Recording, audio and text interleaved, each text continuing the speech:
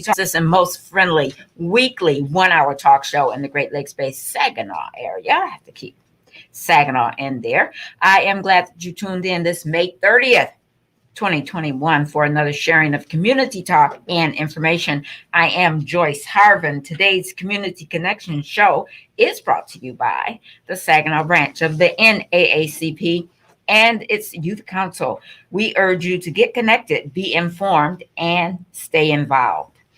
Now, I have back with me this afternoon Miss Carly Hammond. Carly, how you doing? I'm doing very well. It's a beautiful day today. It is a beautiful day. It's lovely outside, really lovely outside. I'm enjoying this weather. It's been a couple of days or a couple of nights. It was really cold. I felt like turning up the heat. 36 degrees? Man. Was that last night? No, last not night? A couple of days ago? Shoot, it was cold. But anyway, I'm glad for today's weather. Thank God for that. Now, Carly, you are an activist and an advocate. Yes. Okay. And you started on your journey to work for people in the community. You ran for office a couple of years ago. Mm-hmm. Yep, for 2020. 2020. You did not win, but you learned a lot. And you volunteered and you were an advocate for the Flint water crisis. There, you really earned some wings over there. Oh yes, all forged in fire. And now you are working to help Saginaw get ready for this $52 million. $52 million. Yes, that has come to the city. It's already here. Mm-hmm. Well, half of it, but we're getting the full thing. You're getting the full thing. We're getting the full thing. They're not going to take it back. They're not going to take it back. Okay. And Carly is here. She was here last week, and she is here this week to talk about the results of the community meeting that was held at First Ward Community Center, hosted by First Ward Community Center, and the executive director there, Michelle McGregor. Please give us an update. Explain to the people what first happened and the update that you have for us this afternoon. So this was our very first meeting. Mm-hmm. And the purpose of this was to basically do a trial run and see what people came up with. We wanted to make it as social as possible and allow people to dream. That's the big point, is allow people to dream about how we can use $52 million to improve our community. Because the whole point of the $52 million is to avoid a recession from COVID, but also to address the systemic problems that led to COVID disproportionately affecting communities of color like Saginaw. So if you're a citizen and you think something would improve the health or wellness of this community, you can have it in there. That's something that we can spend money on. That's something that we can look at. So we started with this first community conversation. We had a really great turnout. There was like 45 people there. I did the presentation, the information presentation beforehand.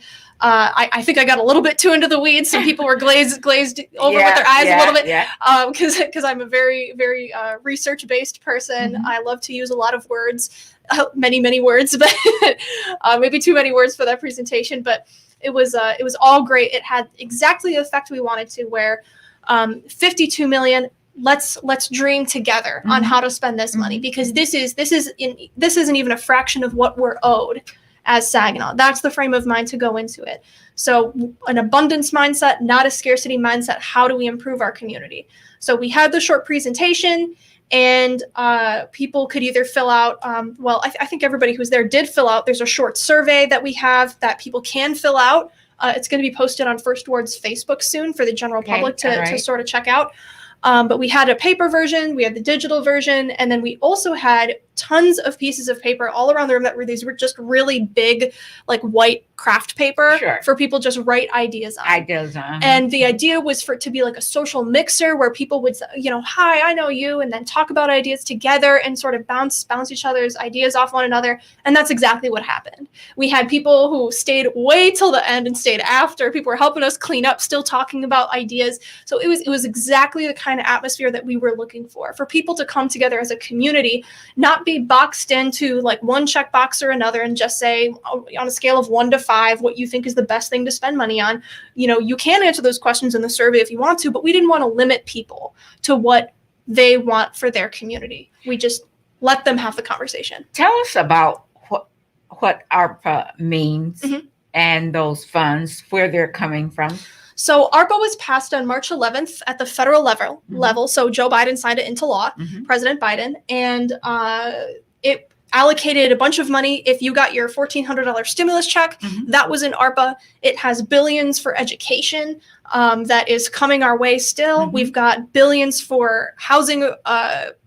Housing assistance and rental assistance, tons of programs funded. And one of those buckets was for state, local, and tribal governments. And it Mhm. was just money. And usually that money has to go through the state level if it's coming from the federal government. Yeah. We have to, as a city, apply for it at the state level, or they decide how to distribute it. So this is unique because the federal government said, if you are in, quote, what's called an entitlement city, then we're going to give those funds directly to you. And an entitlement city, on their definition, they had a formula like how they did community Mhm. development block grants a while ago. They used the same formula, but basically, if you have a certain population size and also you are an economically struggling community, especially if you're struggling, Yes. especially if you're vulnerable to COVID, essentially. In either like your property taxes, like you have a lot of renters, so a lot of people could leave and you'd lose out on income taxes. So they factored in a lot of things, but they thought, if you really need help now, we're not going to make you go through the state government. We're going to give that money directly to you, which is, I think, the first time that's ever happened. Unheard of. It's not often that happens. Mhm. And if you get money directly from the federal government, it's Mhm. usually like a small amount for one set purpose. Mhm. Like this is to replace lead pipes.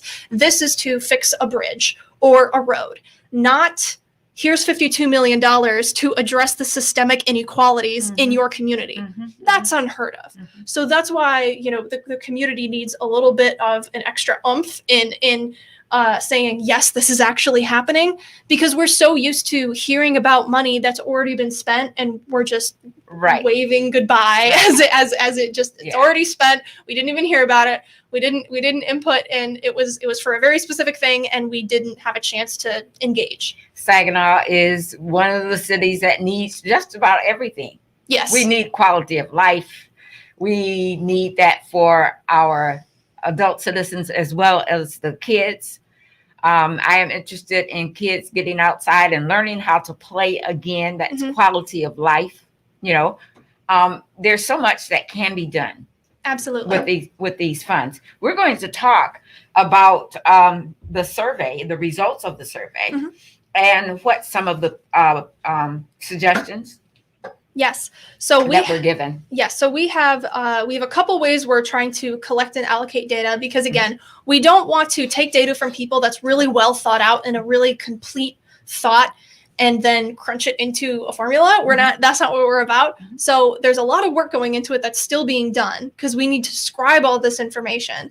But anything that people, because the survey also has a really big old other section where you get to write your ideas, and that's intentional because we want people to say, I remember when there was this community thing and we need that back, and also we need this, and also we need that, and I remember this, and this is a problem. We want people to tell those stories. And what we do is we take all of that, whether it's written on a paper form or it's one of those things we had up on the wall, the big pages, or if it's something that was in the survey, we're going to put that into a big spreadsheet so people can see it. And then we do have some checkboxes in areas, and that's more so to, it's just another kind of data. So if if you want to have like those little checkboxes, you think about those areas and you think about what you really care about, we're taking that information. So from the results of those checkboxes we did have, and we had everything from mental health to parks and rec to government and churches and education on there. So the biggest thing that people said they wanted to see investment in was youth development. Youth development. So we had, it's not exactly scientific the way we did it because, like I said, 43 people filled out the survey, but you could check multiple boxes. You didn't have a limit. So it sort of just co-located around what most people said. So we had youth development, that was at 29. Mental health was the second at 25. Affordable housing with 23. And then education, business and entrepreneurship, and workforce development all tied at 22. Then underneath that is family, substance abuse and treatment both at 19. Parks and recreation, really close at 18. And then health and wellness at 15. Churches at 9. And government at 3. So those were all the categories we have. And then, of course, we had our big other box. And almost every single person who filled out a survey put something in that other box, which for me is really exciting, because those are the specific stories that we are exactly trying to collect. People said things like home repair programs, community swimming pools. I saw a lot of that. People want the swimming pools back. They want to feel that sense of community and have a place for them and their families to go. And then also a better trash drop-off program or garbage solutions. And also a lot of people saying they want youth development centers, community centers, and summer programs to help specifically targeted at youth. It's a really big one. How long will these funds come be available to us? Do we have to spend them by a certain time? Will it fund a recreation department, or fund some of the areas that the people who came, the residents who came to the meeting, how long will they fund any of those programs with these ARPA funds? As long as President Biden is in the president? Well, that's not, they already have the money allocated and the money's already here. So if we had a different president, they wouldn't be able to take it back. Just to take that, to put that out there. But it could be stopped. I don't think so, because the money the bill's already passed and the money's already allocated. The one thing that could, it would just be very difficult. That's not something that's really being talked about even. I will tell you, there are certain parts of ARPA that might be challenged in court. But that I don't think that would stop. I don't think that there's anything in between Saginaw and this $52 million in my mind. And as far as a timeline, so what the Treasury guidance says is that these funds can cover expenditures starting from, I believe, March 3rd, 2021. So this year, March 3rd, all the way until, and it uses the term obligated. So you can obligate funds up through, I believe it was either, I wish I brought the page with me. It's either 2024 or 2026. I believe it's 2026, if I was to guess. I have to look at that, but it says obligated funds. So that's different from liquidated funds. Okay. Obligated does have a pretty complicated definition that I do personally have to look into a little bit more. But those funds being obligated, is it closer to allocated or is it closer to actually expended? Could you, for instance, fund a program for 10 years and set that aside in an account to fund it? I would say maybe. I don't put it on that yet. That's something that I personally have to do a little bit more research into. And the Treasury guidance may change a little bit on that deadline. That is one of the questions that they're hearing from, because this is a public comment period for the Treasury guidance, but we're not expecting anything large to change, but a couple things like the exact deadline for when to obligate these funds might shift a little bit. That is something I would watch out for. Okay, if you've just tuned in, you are listening to Community Connections, Community Talk for Community People. And my guest is Carly Rose Hammond. She is my guest, and she's here talking about the ARPA funds that landed here in Saginaw. It's $52 million. $52 million for the city of Saginaw. And we are asking for public comment on where and what the city, not the city itself, but residents and people in the community want that money to be spent on to help this community. Okay, Rob, if you would, please, would you play that announcement about the 52? Hey, Saginaw, what would you do if you had $52 million to improve Saginaw? Rent would be paid. Rent would be paid at least for a month for everybody. Rent would be out of the way. I would help out with health bills, and I would invest in our schools and the proper technology for students to actually learn in this environment. For my part, I think Saginaw should pour as much money into affordable housing as it can to help people recover from this horrible pandemic. And with that $54 million that the city of Saginaw just received, I feel like I could use that funding to start after-school programs for the children and the youth of our city who don't have anything to do during a pandemic, also after school. I also feel like with that $54 million, we could start an initiative to actually beautify our city street by street and actually employ maybe homeless people who regularly wouldn't have a job? Personally, I would like to see improvement in our schools, especially our city schools. I feel like we leave these kids behind, so I'd like to see a better plan for that. I think the money the city got. I just checked. I just fact checked myself on that. Okay. on when should these funds be sent? The Treasury guidance right now says costs to be incurred by December 31st, 2024. But it does have obligated rather than liquidated costs. So the obligated definition is closer to allocated. But there is more research and there is more guidance going to be coming out around that, specifically after the public comment period closes. But it is December 31st, 2024, just so I have the right date, because I'm a nerd and I like to be right. All right. Well, thank you. Especially on the radio. All right. Thank you very much, Carly. Tell us, is this Treasury guidance that was received, okay, that everyone is taking a look at? There's some that say that this isn't the final Treasury guidance.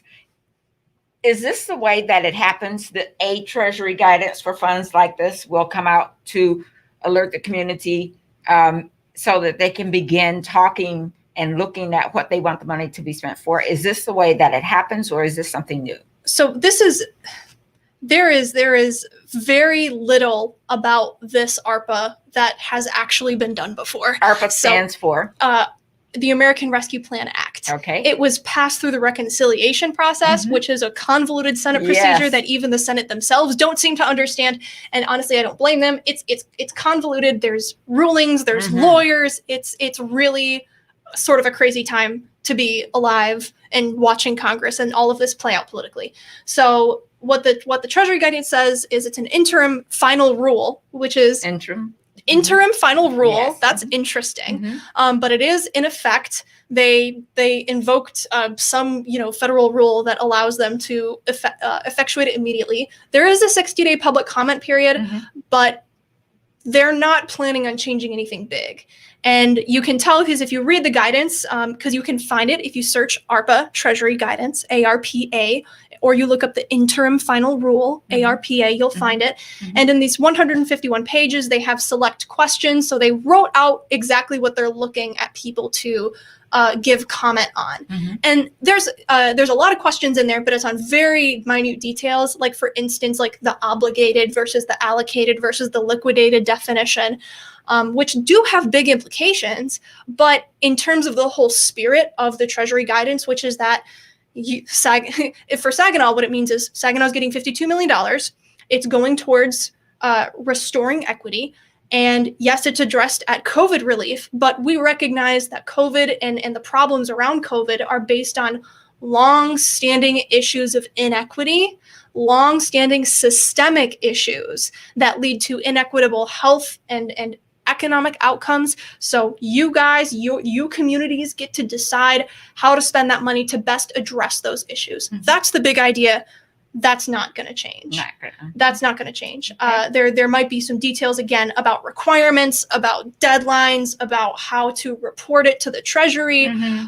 Here and there, some legal definitions will be sussed out. But the big idea is the big idea. And there's 151 pages of Treasury guidance here, and it all says the same thing, which is that these funds are going to be allocated to places like Saginaw to help them address their long-term inequities. Okay. ARPA funds, man. I'm glad it's fun. It's fun stuff. Yeah. $52 million that we get to spend to improve this community and the people who live here. I think it's wonderful.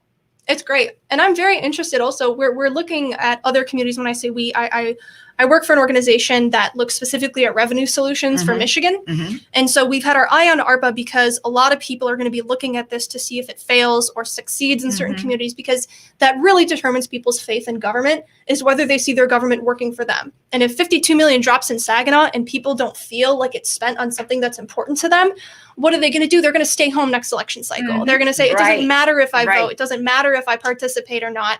I'm not being listened to. So that's a problem that we want to avoid. I would love to talk to some of the city council people. Matter of fact, I'll be talking with the mayor very shortly. She's wants to talk about the Memorial Day parade, which is tomorrow. A nice big parade here in Saginaw. I know everybody's going to be out. We have nice weather. We're celebrating, being able to get out around COVID without being shut down. Mm-hmm. And we're honoring those who have been lost in wars, those who have passed, who've given their service. And so she's going to be calling in our mayor, Madam Mayor Brenda Moore. And I don't want to put her on the spot I don't want to talk to her about ARPA, but I would love to talk with the whole council about these funds coming into the city. I live in the city. I want to know what's going on, and how they're looking at things and what they see as a priority here in the city of Saginaw. Maybe they have not had enough time to, put a plan together. I have not heard about any public hearings coming from city council, but we should get that. This is the community that is putting on these hearings right now. The first one was hosted by First Word Community Center, and I understand you guys are going to be at the parade. Mm-hmm. We'll be passing out some information at the parade, as well as links to the survey if people want to chip in. And we know there's going to be a lot of people from out of the city of Saginaw. So we've added questions to the survey to make sure that people can let us know what community they're in, and also a little bit of information, because while the city of Saginaw is getting 52 million, the county of Saginaw is getting about 37 million, and Saginaw Township's getting 4 million. And a lot of the townships, I think Buena Vista is getting, I would say, like 800,000. I think Bridgeport's getting slightly higher than that, like 900,000. So there's significant amounts of money coming into every single one of those communities. That's great. And it's really, it starts in the city of Saginaw where we really want to organize this, because it's 52 million. And that's transformational opportunities, but there are opportunities for transformation in every single one of these townships, and making sure that people have that information and start talking about it, not just in the city, but in the whole county. Right. Obviously in the state of Michigan, it would be great. That we're all participating. That's the goal. So I hope that the mayor of Saginaw, Brenda Moore, is on dialing right now, because I want to talk to you about the parade. And there's going to be a special guest at the parade. Is there? Yes, special guest. I cannot tell you who it's going to be, but that is a special announcement that she wants to make. And she wants everyone to be out on the parade route for the parade on tomorrow. So, Madam Mayor, please give me a call. And we're going to continue talking about the ARPA funds with my guest, Carly Rose Hammond. Carly, the name of the company or the organization that you work for again is? It's the Revenue Table, which is more so it's a loose collaboration of a lot of existing organizations that people might have heard of. We've got a lot of labor groups involved. We have a lot of environmental groups involved. We've got a lot of education, and essentially a lot of statewide advocates for a lot of different issues, because one thing that they agree on is that Michigan needs more revenue. What does that mean? We need more of a stronger tax base to be able to fund the programs that we need. A tax base that we had in the past. We had progressive tax rates in the past. We had fully funded education in the past. People remember when Saginaw and Arthur Hill was sending Olympians, and we were a place to be and a school to go to. So we knew we have a strong feeling here that in the past things were good, and then it was eroded and taken away. How do we get that tax cap that we have in the city of Saginaw? How do we get that lifted? So that is a really big part of the revenue piece in Saginaw, and also in the state of Michigan. It's tied to Prop A and a lot of complex things called the Headley Amendment. There's a lot of like tricky taxation and property tax stuff there. But basically, there's a couple constitutional amendments in Michigan that are really pesky. So Michigan actually has a constitutional amendment that you are not allowed to do progressive tax rates. And pretty much the only way we're going to change that is through a ballot initiative to change the Constitution. Now, locally, there is stipulations in state law that allow us to locally lift the tax cap, which means that property taxes would be able to rise with the actual taxable value. And basically, what we have right now is that property tax rates fall a lot due to the economy and due to local factors, and then they rise very slowly because of state statutes that we have around taxation. So a lot of people basically the real property tax collection isn't what it's supposed to be. And that especially is beneficial to more wealthy people, especially who are just buying a home and moving into a neighborhood. And it resets your taxable property. And there's a lot of complicated stuff that goes on there. I don't like taxes, talking about property taxes, so I won't get too deep into it. But as a community, we can choose to lift the tax cap. And what it does is it will be most likely a tax on the highest earners. Most likely a tax on the people who have the biggest, fanciest homes, I will say. It's a very hard sell. It's a hard sell because most people think that their taxes are going to go up. That's the fear. But in reality, it's the vast majority of Saginaw is not going to see a dime in their taxes raised. It's going to be some of the newer, more developing neighborhoods that have had a lot of amenities go into them. I'm thinking west side of Saginaw, to put it very blatantly. But it's also something where in order to raise revenues to where they used to be, that's a step that Saginaw needs to take. Okay, I think she's on the phone. I'm not sure. good afternoon. You're on with Community Connections. Yes, this is Brenda Joyce. I'm sorry. That's okay. Madam Mayor, how you doing? I'm okay. Please tell us about the parade. We have beautiful weather for it today. And we are hoping for the same thing tomorrow. Please tell us about the Memorial Day Parade. Tomorrow at 11 o'clock downtown Saginaw, it's going to be the parade. I just wanted to call and invite all the citizens. If you're not doing anything, come on downtown and let's start our summer off right with some entertainment for the family. Do you have any details about the parade? How many organizations and how many organizations and floats and entertainment that's going to be downtown or in the parade? I'm not totally sure, and I don't want to give you a number that I'm not sure of, but we do have a special guest that's coming to Saginaw. And so you'll have the 95th Rep, Amos O'Neill, myself, Shelton Matthews from the County Commissioners, and then we got a special guest. Special guest who asked us to walk with him. Okay, all right, that's good. That's good. Well, you said walk with him or her? So we have enough. We have a representative that's gonna come down, but it's gonna be a surprise. Okay, it's gonna and be you'll a see the surprise. surprise when you get there. All right, great. Now, can you tell us what time the parade kicks off and at what point will the parade? The parade kicks off at 11 o'clock. We'll be leaving from the farmers market, going down Washington to Hoyt Park. Okay. Yep, and so we've got candy and little surprises for the kids. So please bring the kids out. Yeah, it will be a fun event. Yes, it will. Okay, very good. Now, Madam Mayor, I'm going to be contacting you after the holiday to talk to you about some funding that's coming, that's here in Saginaw. I won't talk to you about it now because this is the holiday coming up, but I'm going to talk to you next week, okay? That's fine. All right. Thank you, ma'am. Thank you. You're welcome. Please tell us again. Thanks, everybody. 11 o'clock. Bring the kids. Bring the kids downtown to the farmers market for the Pride Parade. Okay. And also see our special guest. And to see our special guest. And to greet him. Yes, absolutely. Madam Mayor, thank you for calling in and giving us that information. I'm going to try to be there. Thank you so much. You guys have a nice evening. Okay, you too. All right. As a former coordinator for Pride, they do some good work in getting people involved in the community. I do know that there are going to be many organizations in the parade this year. And so we want everyone from the area.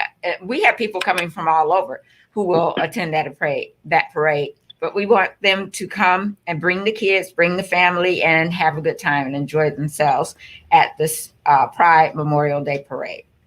Okay. Thank you again, Madam Mayor Brenda Moore. And we'll look for you in the parade. And I'll have my hands out if I get there, if I have my hands out for candy. Now, I also have another guest on the phone. Pastor LaFoon. I'm here. All right. Thank you. Thank you very much. You also have a special event coming up next week. Can you please tell us about that? Now, first, let me say that Pastor Dennis LaFoon is the pastor of Bethel, the great Bethel AME Church right here in Saginaw. That address is 535 Cathay Street. Pastor Dennis LaFoon. So would you please tell us about Bethel and what you are doing next weekend? Yes, on Saturday, June the 5th, from 12 until 3, we will have our open house and ribbon cutting for our community garden project. The community garden is located on the corner of Cathay and McGill Street, right down the street from the church, and actually right across the street from Tabernacle. Pastor, I thought that was some of our doing, and then I thought, no, that's Bethel's lot. But we truly praise the Lord for the opportunity to begin our first planting season. And so we'll have our community gardeners out. We'll have free food. We'll have some the radio station live remote. We'll have Great Lakes Bay Health mobile dental unit out doing teeth cleaning for youth and adults. And this is all possible by our community partner, Molina Healthcare. And so we're very, very pleased to be able to open up this season officially on Saturday, June 5th, again, from 12 to 3. And the ribbon cutting will be at 1 o'clock. And this is your first community garden. How many plots do you have out there? How many beds do you have out there? We have 46 raised garden beds. Wow. And we have 26 of them have been acquired. And so if people would like to participate as a community gardener, they can come out and apply for a box and actually get started planting that day. We'll have seeds and seedlings ready for people to plant. The boxes have already been filled with soil and fertilizer, and they are ready to go. And so if people, great.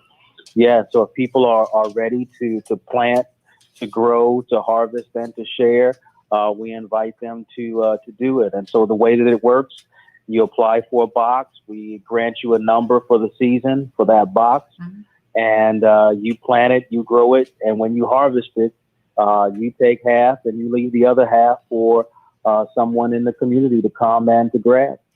They will be able to plant whatever they want. Yes. With a few restrictions, not too many, but yeah, you'll be able to plant whatever it is that you want.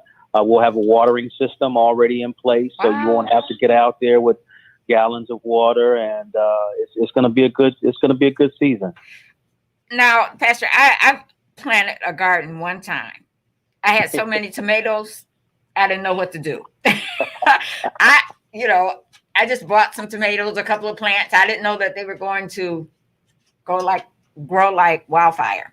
Yeah. Will there be a master gardener there to help us? Yeah.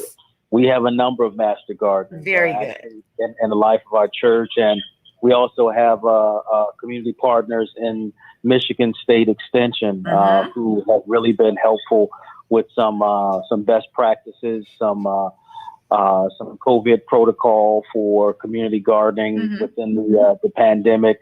And so, yes, we'll have some help for some novice gardeners.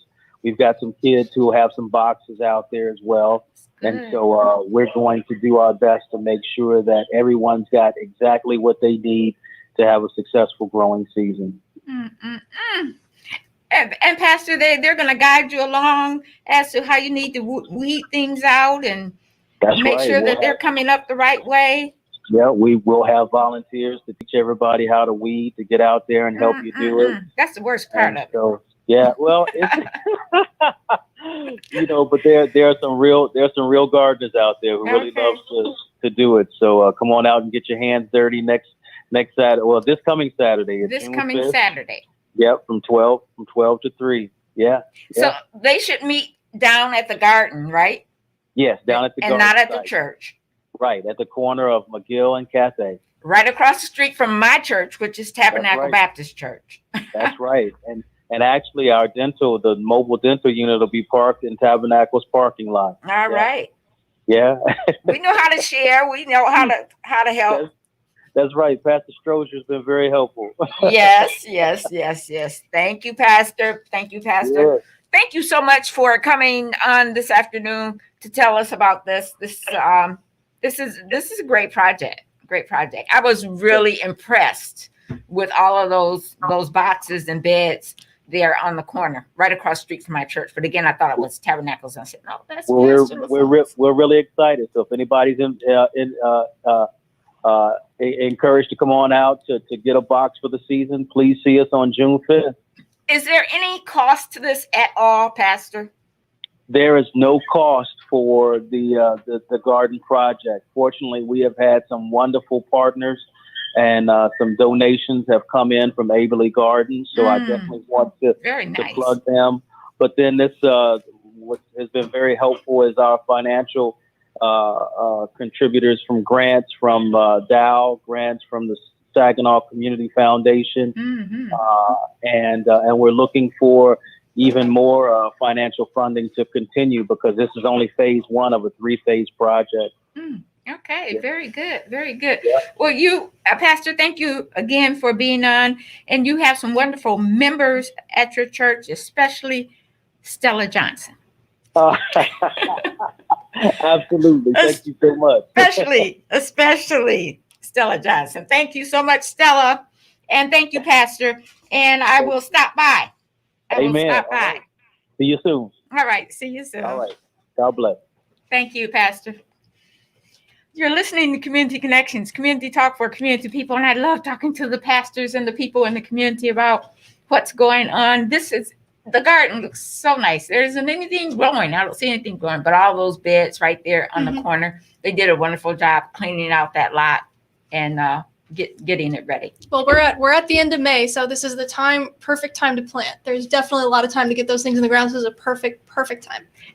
Now, with the ARPA funds, with what needs to be done in this community, are there any funds available for a project like that, or even in anything else related to gardening? Absolutely. So in terms of community projects like community development and wellness projects, that is an allowable use. And under the Treasury guidance, they talk a lot about how there are proven methods for creating community like better health and better economic wellness. And one of those things is using space, using green space, coming together as a community with these youth development programs, with these things like gardening programs and summer programs. Those are recognized programs that can really contribute to a community.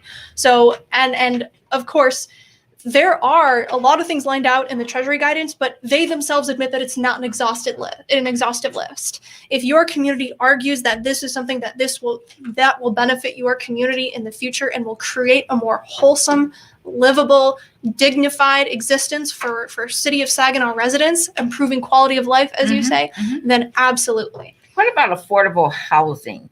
Where did that land on the survey? Well, affordable housing came in at number 3 in terms of the participants we had. And again, this survey will have it publicly available for everybody. And on Memorial Day, the things we'll be passing out have QR codes, so you can do it digitally. I think it's going to be up on First Word's Facebook page soon, and people can share it out.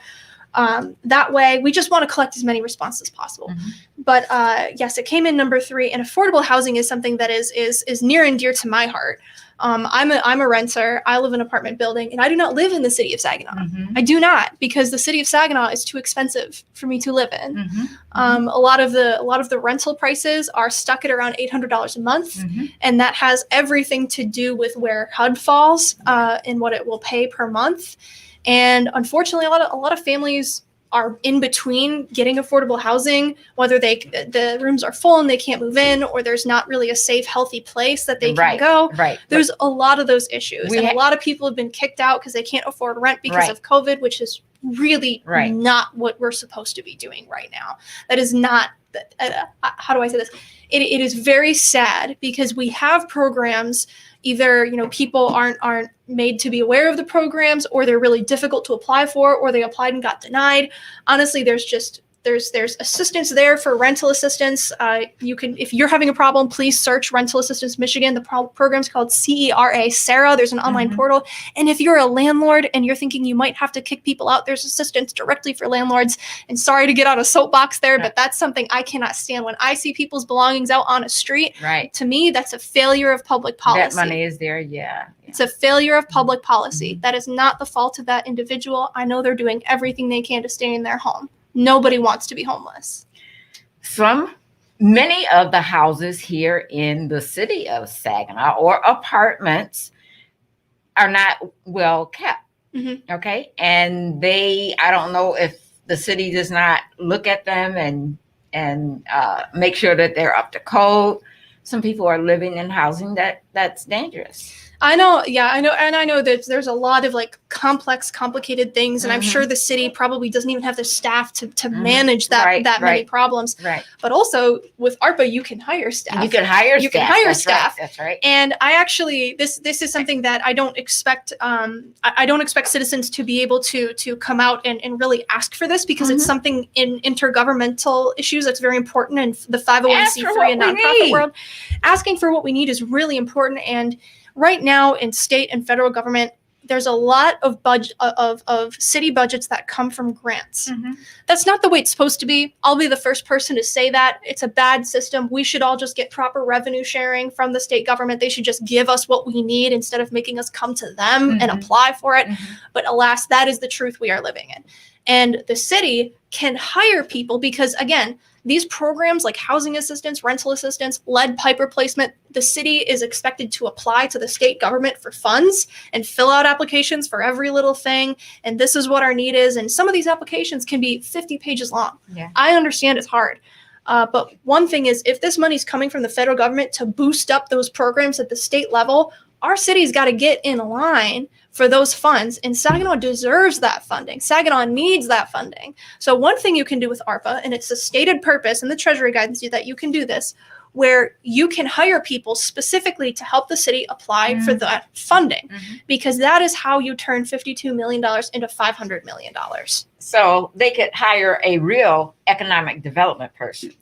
They could. I'm not sure what the setup is right now, but in terms of economic development, farmed out to somebody else. We don't have an economic development director. Interesting. I'm not sure what the setup is, but they could do that. They can hire somebody who's specifically like a state liaison, that their only job is applying for those grants. They can also, through ARPA, give funds to 501c3s, which are nonprofits, like First Ward, and a lot of the other, on the ground groups in the community of Saginaw, to help them become bigger and expand their procedures. So what I'm thinking of there is, like I just talked about the rental assistance, a lot of people don't know where to apply. The application process is difficult.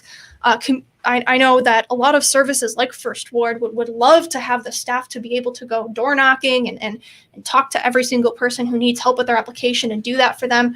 But a lot of those organizations just don't have the money. They don't have the capacity. So some of these ARPA funds can go directly to help those nonprofits expand to be able to help more people. And then if you have more staff as a nonprofit, that's another way to apply for more grants. You have more time, you have more bandwidth to do that. Almost every single person I know in Saginaw who works for a nonprofit is out doing the work. They're really busy doing great work.